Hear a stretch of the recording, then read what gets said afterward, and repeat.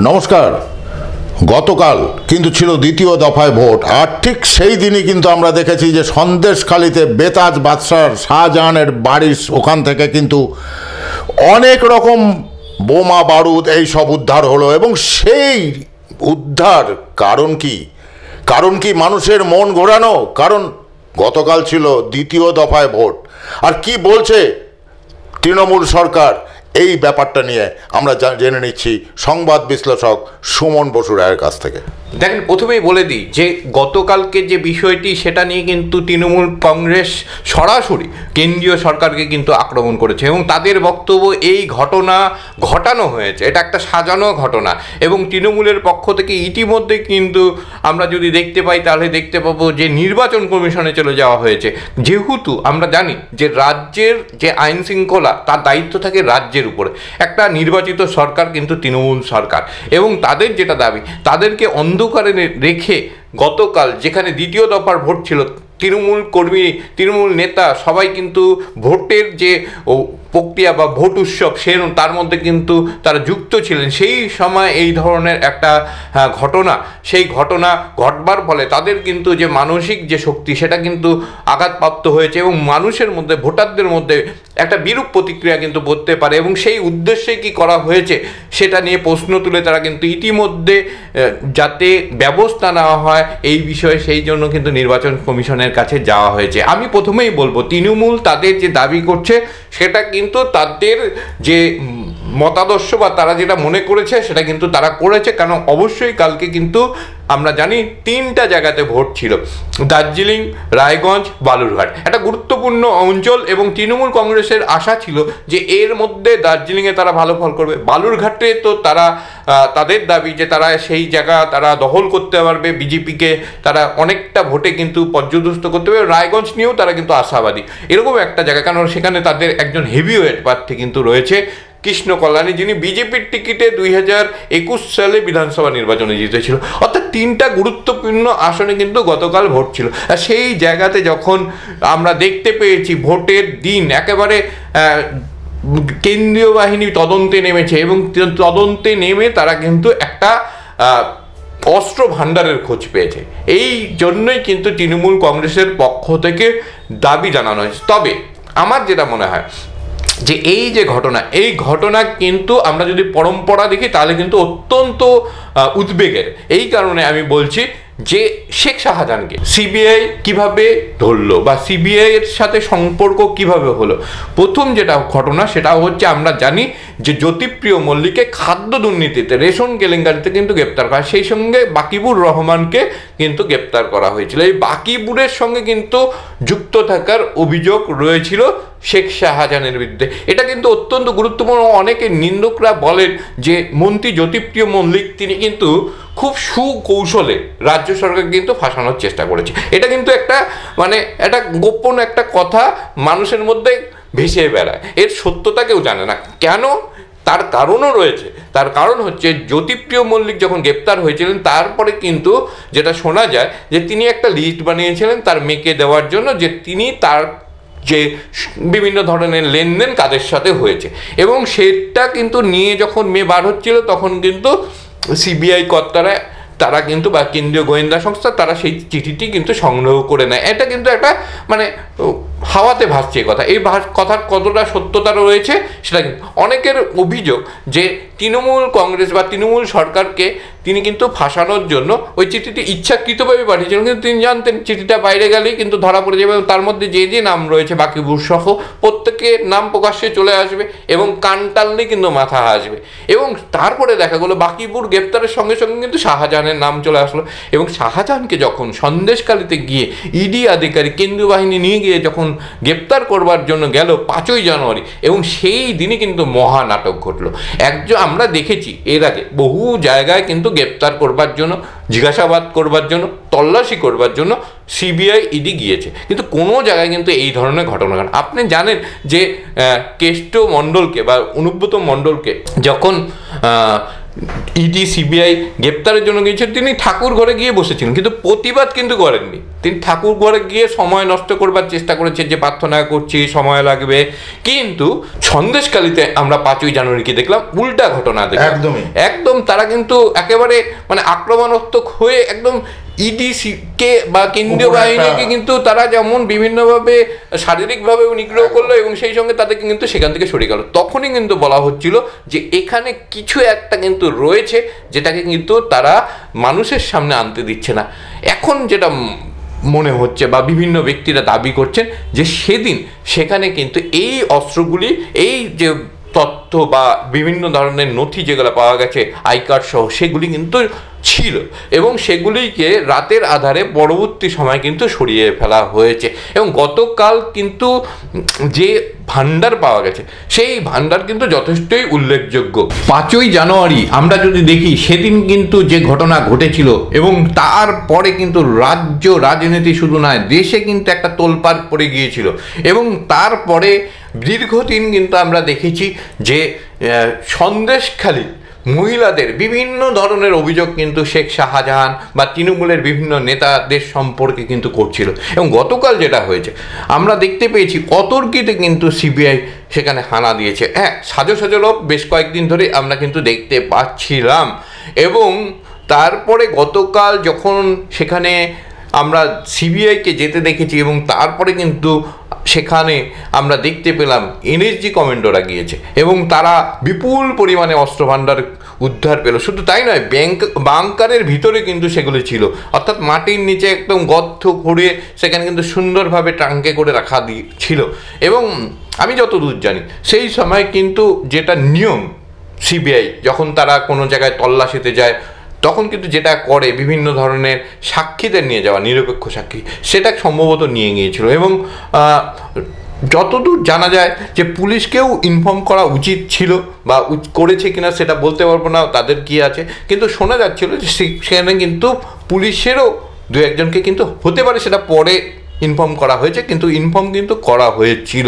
এবং এই যে ঘটনা, এই ঘটনা কিন্তু চোখে আঙুল দিয়ে দেখিয়ে দিল যে বর্তমানে আমাদের অবস্থা কি রয়েছে, রাজ্যের কি বেহাল অবস্থা রয়েছে, কি বিপজ্জনক জায়গার মধ্যে কিন্তু আমরা রয়েছি। এর আগে আপনি যদি মনে করেন তাহলে দেখতে পারবেন মালদাতে কিন্তু বাজে বাজে ছোটোখাটো কিন্তু ঘটনা ঘটে, বিভিন্ন ধরনের অভিযোগ ওঠে। এবং একবার তো একটা আমার মনে পড়ছে 2-3 বছর আগের ঘটনা, সেটা খবরের শিরোনামে এসেছিল, একটা টোটোতে করে কিছু একটা নিয়ে যাওয়া হচ্ছিল, টোটোটার এমন বিস্ফোরণ হলো যে মানে 2 তলা উপরে কিছু মালপত্র চলে গিয়েছিল এবং সেগুলি নিয়ে কিন্তু তর্ক বিতর্ক হয়েছিল যে এত কি বিস্ফোরণের গতি। আমরা খাগড়াগড়ে যে বিস্ফোরণ দেখেছি আপনি জানেন, মানে কি বলবো, কয়েকটা বাড়ি পেরিয়ে গিয়ে কিছু মালপত্র চলে গিয়েছিল। সুতরাং আমরা একের পর এক ঘটনা কিন্তু গ্রাম বাংলায় দেখতে পাচ্ছি, যেটার সঙ্গে আমরা কখনোই কিন্তু অভ্যস্ত ছিলাম না। এবং এই যে ঘটনা, এই ঘটনাকে কিন্তু বিরোধী দল একদম সরাসরি অভিযোগ করছে যে এই বন্দুকের নলে, এই গোলাবারুদের জোরে তৃণমূল কিন্তু প্রতিবারই নির্বাচনে মানুষকে ভয় দেখায়, ভোটের নামে তারা কিন্তু প্রহসন করে। এবং এই যে ঘটনা, এই ঘটনা আমরা 2021 সালের যে নির্বাচন, সেই নির্বাচনে কিন্তু দেখেছি যে খেলা হবে স্লোগানের মাধ্যমে কি ঘটনা কিন্তু ঘটেছে বাংলাতে। এবং আমরা যদি দেখি যে 2022 সালের ঘটনা, সেই 2022 সালে যদি আপনার মনে থাকে তাহলে দেখতে পাবেন যখন পৌরসভার নির্বাচন হয়েছিল, পৌরসভার নির্বাচনও কিন্তু শান্তিপূর্ণ হয়নি। আর আপনার 2023 সালের যদি পঞ্চায়েত নির্বাচনের কথা বলেন, গ্রামে গ্রামে মানুষের মধ্যে কিন্তু ক্ষোভ রয়েছে এবং বিরোধী দলগুলির দাবি যে 1 কোটি মানুষকে কিন্তু ভোট দিতে দেওয়া হয়নি।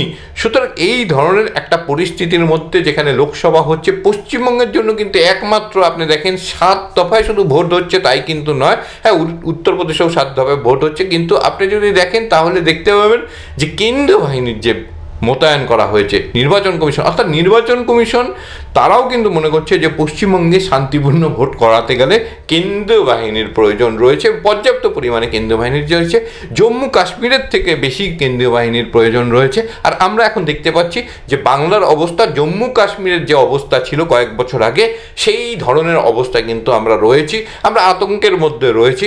বাংলার যে অবস্থা, সেই অবস্থার মধ্যে হ্যাঁ তৃণমূল কংগ্রেস একটা রাজনৈতিক দল, তার রাজনৈতিক বিভিন্ন ধরনের কৌশল অবলম্বন করবে, এটা তো স্বাভাবিক ব্যাপার।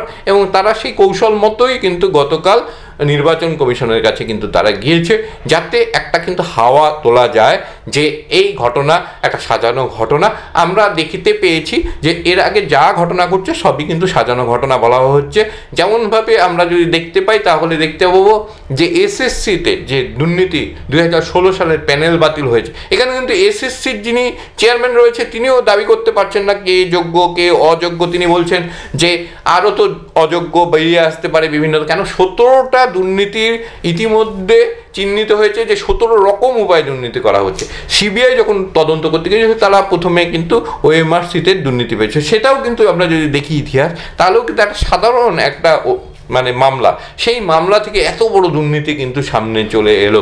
সুতরাং একের পর এক দুর্নীতি কিন্তু সামনে চলে আসছে। এবার শুধু দুর্নীতি না, সেই সঙ্গে কিন্তু আমরা যদি দেখি যে এই রাজ্যে সন্ত্রাসবাদীদের বা যারা দুষ্কৃতী বা বহির্দেশের দুষ্কৃতী তাদের যে বাড়বাড়ন্ত সেটা কিন্তু ভয়ের বিষয় হয়ে উঠেছে এবং নির্বাচনে স্বাভাবিকভাবে তার কিন্তু প্রভাব পড়বার সম্ভাবনা রয়েছে। এবং সেই কারণেই তৃণমূল কংগ্রেস কিন্তু এই একটা গুরুতর বিষয়কে লঘু করবার জন্য তারা বিভিন্ন ধরনের পদক্ষেপ নিচ্ছে। তার মধ্যে একটি গতকাল নির্বাচন কমিশনকে যে চিঠি পাঠানো হয়েছে সেই চিঠিটি। কারণ আমরা তো কিন্তু দেখছি যে তৃণমূল কংগ্রেস কিন্তু একই কথা বলছে যে এটা টোটালটাই সাজানো ঘটনা ছিল এবং ভোটের সময় যাতে মানুষকে বিভ্রান্ত করা যায় সেই কারণে এটা ঘটিয়েছে। দেখেন, তৃণমূল কংগ্রেস অনেক কিছু বলতে পারে, কিন্তু মানুষ কিন্তু সেইটা বিশ্বাস করবে কি করবে না সেটা ভোট বাক্সে প্রতিফলন হবে। 2021 সালের নির্বাচনে আমি বলেছিলাম যে নির্বাচনের নামে প্রহসন হয়েছে, গণনার নামে কিন্তু কার্যত সাজানো ঘটনা ঘটেছে। হ্যাঁ, আমাকে বিভিন্ন ব্যক্তি বিভিন্নভাবে কিন্তু আমাকে আমার বক্তব্যের সঙ্গে সহমত পোষণ করেনি, কিন্তু আমার মনে হয়েছে, কেন আমি দেখেছি নির্বাচন কমিশনের যে সার্ভার 9:30 সকাল 9:30 পরে কিন্তু স্তব্ধ হয়ে গিয়েছিল। আমি দেখেছি নির্বাচন কমিশনের যে ওয়েবসাইট সেখানে বিভিন্ন যে তথ্যগুলি আসছিল জয় পরাজয় কিছুক্ষণের মধ্যে কয়েক ঘন্টার মধ্যে কিন্তু সেটা পাল্টে গেছে। আমি দেখেছি শুভেন্দু অধিকারীকে 1200 ভোটে হারার কথা বিভিন্ন যে মিডিয়া তারা কিন্তু প্রচার করেছিল এবং তারপরে কিন্তু তিনি 1956 ভোটে রাত্রি 7:30টার সময় বিজয়ী হন এবং মুখ্যমন্ত্রী মমতা বন্দ্যোপাধ্যায় পরের দিনই কিন্তু ঘোষণা করেন যে শুভেন্দু অধিকারীর যে নন্দীগ্রাম সেখানে কিন্তু তিনি মামলা করবেন, কারণ সেখানে লোডশেডিং করে সার্ভার ডাউন করে সেখানে কিন্তু কারচুপি হয়েছে এবং তিনি এখনও কিন্তু সেই দাবি করেন এবং তিনি কিন্তু মামলা করেছিলেন 60 দিনের মধ্যে, 60 ডেজের মধ্যে কিন্তু মামলা করেছিলেন। আমার এখানে কিন্তু প্রশ্ন ছিল, বিজেপিরও যত অভিযোগ ছিল, বিজেপি কেন 60 দিনের মধ্যে মামলা করেনি? এখানেই কিন্তু মানুষের মধ্যে প্রশ্ন উঠছিল যে গড়াপেটা রয়েছে দুই দলের মধ্যে এবং সেই যে গড়াপেটা, সেই গড়াপেটা রয়েছে কি তাদের মধ্যে নেই সেটা তো ভবিষ্যৎ বলবে। কিন্তু কিছু কিছু বিষয়ে যেমন সন্দেহ থাকে, এই ঘটনায় কিন্তু তৃণমূল কংগ্রেস স্বাভাবিকভাবে সন্দেহ প্রকাশ করছে। এটা তাদের দিক থেকে ঠিক, তাদেরকে মনস্তাত্ত্বিকভাবে কিন্তু সেই জায়গাতে থাকতে হবে, কারণ আগামী দিনে আমরা আরও 5 দফায় ভোট লিখব। মাত্র তো 6টা কেন্দ্রে নির্বাচন হয়েছে, আমরা জানি যে 42টি আসন রয়েছে, অর্থাৎ 36টি আসন, অর্থাৎ একটা আমরা যদি দেখি তাহলে মানে সিংহভাগই তো এখনও পর্যন্ত নির্বাচন হয়নি। সুতরাং সেই জায়গায় যদি এই ঘটনাগুলির প্রভাব পড়ে, এসএসসিতে প্যানেল বাতিল, আপনি যদি দেখেন তাহলে সন্দেশকালের ঘটনা, এই জন্য একের পর এক ঘটনাগুলি যদি প্রভাব ফেলে তাহলে তো তৃণমূল কংগ্রেসের পক্ষে কঠিন হবে। আমার মনে হয় আরও একটি দিক থেকে কিন্তু কঠিন হবে, কারণ আমরা যেটা দেখেছিলাম 2021 সালের নির্বাচনে, আমি পুরোপুরি কিন্তু সেদিনকার একটা অদ্ভুত আচরণ কিন্তু দেখেছিলাম ইলেকশন কমিশনের যে সার্ভার, সেই সার্ভারে। হ্যাঁ, হতে পারে যে আমি ভুল ছিলাম, কিন্তু আমি কিন্তু সেদিন থেকে 2রা মে 2021 সাল থেকে বলে আসছি গণনায় কিন্তু কারচুপি হয়েছে বা সেখানে হবার সম্ভাবনা রয়েছে, কারণ ইভিএমেও কিন্তু আসছে। সেগুলি যদি সাজানো ঘটনা হয় বা সাজানো ঘটনা যারা সাজিয়ে ঘটনা করে তাদের কাছে মনে হতে পারে যে সব ঘটনাই কিন্তু সাজানো ঘটনা। এত বড় একটা ঘটনা ঘটলো এবং রাজ্য গোয়েন্দা বিভাগ তাহলে কী করছিল, যে একটা কেন্দ্রীয় সংস্থা এসে সেখানে বোম এত বিপুল পরিমাণে গোলাবারুদ রেখে গেল এবং কেন্দ্রীয় যখন গোয়েন্দা সংস্থাগুলো রাখছে তখন কি রাজ্যের গোয়েন্দা দপ্তর তার বিন্দুমাত্র খোঁজ রাখবে না? তাহলে তাহলে বলতেই হবে যে আমাদের যে পুলিশ বিভাগ রয়েছে তারা পুরোপুরি কিন্তু ব্যর্থ। সুতরাং থুতু ছিটালে নিজের গায়ে কিন্তু থুতু আসবে। সুতরাং আমার মনে হয় এই ধরনের ঘটনাগুলিকে আমরা যদি দেখি তাহলে কিন্তু মানুষ কি মনোভাব নেয়, তারা ভোট বাক্সে কী প্রতিফলন দেয়, তো সেটা কিন্তু অবশ্যই উল্লেখযোগ্য। তবে আমার মনে হয় আগামী যে 36টি আসনে নির্বাচন রয়েছে সেটা যদি অবাধ, নিরপেক্ষ এবং আগে যে ঘটনাগুলি ঘটেছে আমরা যেগুলো চোখের সামনে দেখেছি সেই ধরনের ঘটনাগুলির যদি একটা আমরা বলি পুনরাবৃত্তি না হয়, তাহলে কিন্তু সঠিক জনাদের জানা যাবে। সেখান থেকে জানা যাবে যে মুখ্যমন্ত্রী মমতা ব্যানার্জি যে দাবি করছেন সেই দাবিগুলির সঙ্গে মানুষ কতটা সহমত রয়েছে, নাকি যারা বিরোধী দলের নেতা শুভেন্দু অধিকারী, সুকান্ত মজুমদার, দিলীপ ঘোষ বা মোহাম্মদ সেলিম, অধীর রঞ্জন চৌধুরী তারা যে দাবি করছেন সেই দাবিগুলির কতটা সত্যতা রয়েছে।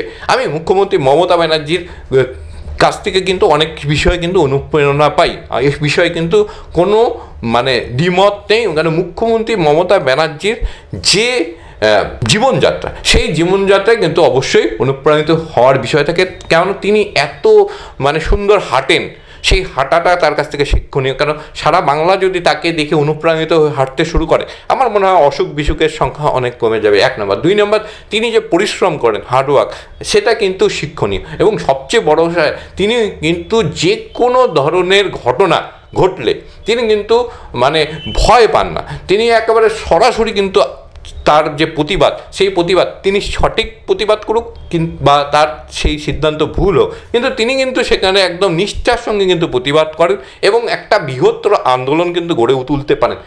এত বড় ঘটনা ঘটছে, রাজ্যে 25,753 জনের চাকরি চলে গেল, আরও প্রায় 40,000 বা 50,000 ছাত্রছাত্রী প্রাইমারিতে বা তাদের চাকরি চলে যাওয়ার মুখে।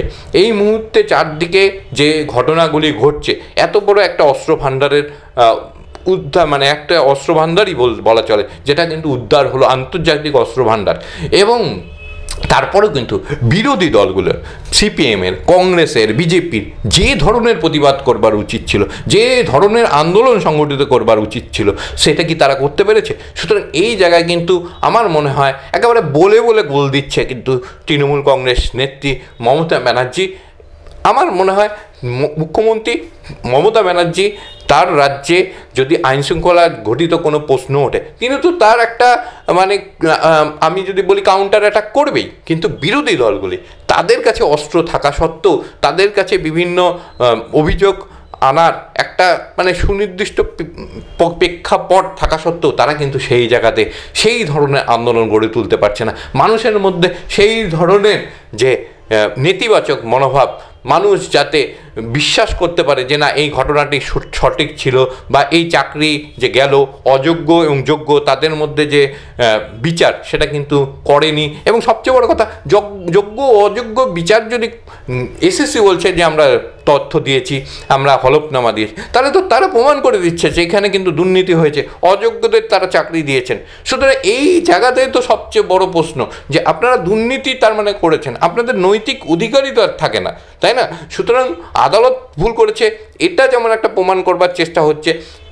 আমরা যদি দেখি সিবিআই সাজানো একটা ঘটনা ঘটিয়েছে, এই যে একটা মতবাদ চাপিয়ে দেওয়ার চেষ্টা হচ্ছে, এইগুলির বিরুদ্ধে বিরোধী দলগুলি যে ধরনের বক্তব্য তাদের কাছ থেকে আসা উচিত ছিল, যে ধরনের আন্দোলন সংগঠিত হওয়া উচিত ছিল, সেগুলি কিন্তু তারা ব্যর্থ হয়েছে। এবং তাদের এই ব্যর্থতা কতটা ভোট বাক্সে প্রতিফলিত হবে, নাকি সাধারণ মানুষ যে ঘটনা চোখের সামনে দেখছে তারা যদি অবাধ নির্বাচনের সুযোগ পান, তারা একটা কিন্তু বিপুল সংখ্যক মানুষ তারা যদি তাদের যে মতবাদ, সেই মতবাদের প্রতিফলন ইভিএমে ঘটান, তাহলে কিন্তু একটা বড় বিপর্যয় নেমে আসতে পারে তৃণমূল কংগ্রেসের সামনে।